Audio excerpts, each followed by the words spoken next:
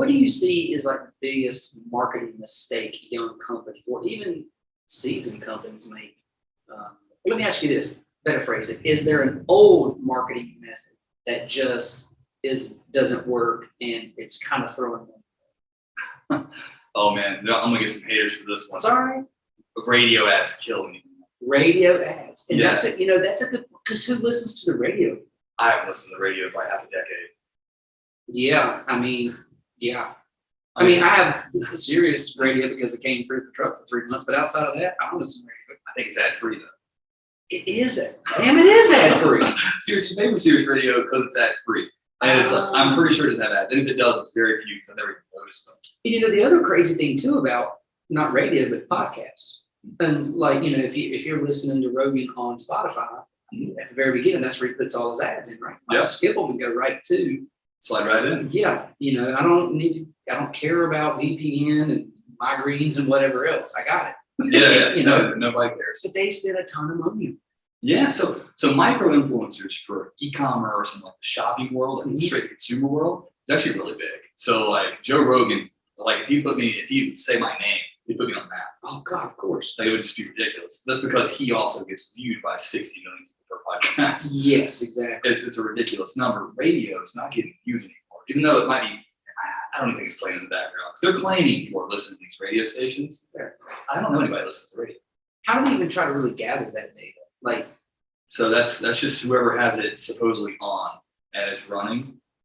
Does it need to be on for like 7 seconds, 7 minutes? So that's the other thing about radio. Radio, billboards, and all these other things, they don't supply you with data. That's why I don't like them very much. Now, if you have a lot of money, billboards can be cool. Yeah. There's a guy, you probably know his name actually, Mark Spain. You know who that is? Yes, I do. Okay. He's a realtor. Yeah, he's on every billboard. Now, I don't know him personally. Yeah. But I know his face. Everybody knows his face. So if you have a lot of money to spend on billboards, it can be very helpful because literally everybody will know who you are, but you got to be super aggressive. I mean, I bet his budget's like $500,000 a quarter. If you want a billboard on I-77 or I-40 right down the interstate, it's going to cost you, not including your artwork, $1,500 a month. Yeah, and I've seen him on like 30 or 40 billboards just between here and South Carolina. Man, that dude's got to be selling a bunch of houses just to afford that. Absolutely, man. But the problem with going the billboard route or even going the radio route is you can't actually track it. Right. So I can spend $10,000 right now on radio, get a couple good announcements or whatever. They'll say they reached 8 million people or something. They won't have any more information. Like they won't go tell me where they went. They won't tell me if I sold anything based off their ads. They won't be able to tell me any of that stuff. And they never will be able to. What they can tell you is they can have somebody like me run analytics on your website and find out if you had a spike within the 30-minute window or an hour-minute window after the radio ad happened. Okay. And that's all they can do. They can make my analytics and compare it to their marketing just to see if you got a spike, which could be coincidental. Could be, right. But maybe not, right? That's one way to go. But with social media marketing, the reason I like it so much is because even though Mark Zuckerberg, greedy guy, taking all kinds of money from marketing, sure, but he will let you reach people for a penny. That is true. That's a great number. So like you can reach 1 million people for just a couple $1,000, which is ridiculous. 1 million people. That's a lot of folks. That's a lot of roofs. Especially if you can pick the audience. So 1 million people in-house is over $1 million. And I want their roofs. Yep. We're going to have to chat this podcast. we'll do some chatting, man. We'll talk it out. The other thing that's got to be dead, too, is people who advertise in the newspaper and the yellow pages. When's the last time you received a phone book in the mail? You were used to get the phone book in the mail every year. Yeah. No, I would like to know when they stopped doing that.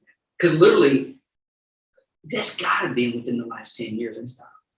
Yeah, it had to have been. They transferred into a lot of them didn't pivot. A lot of them got eaten. But some of them pivoted, like Yelp. And I think what's the other one? I don't remember the name. Yellow Pages. Yellow Pages. See, I don't remember the name. That's how dead they are now. But Yellow Pages, I think, went to like a digital article. Okay. But they lost so much room. They probably invested in some other stuff, but they lost a lot of room.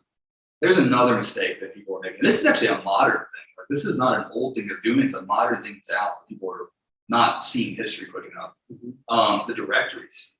People are spending too much time and money in building a business through directories. Now explain what directories are to people who have no idea. So for a construction person, you might be aware of this one. Home Advisor. Yes. Angie's List. Yep. Those are directories. So if I type in those websites you went to find marketers, you got all those phone calls. Yep. Those are directories. Yeah.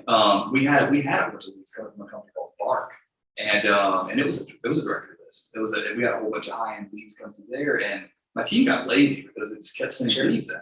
But what I realized is the same thing Zillow did, right? Zillow took over the real estate market by getting a whole bunch of leads in. That's a directory.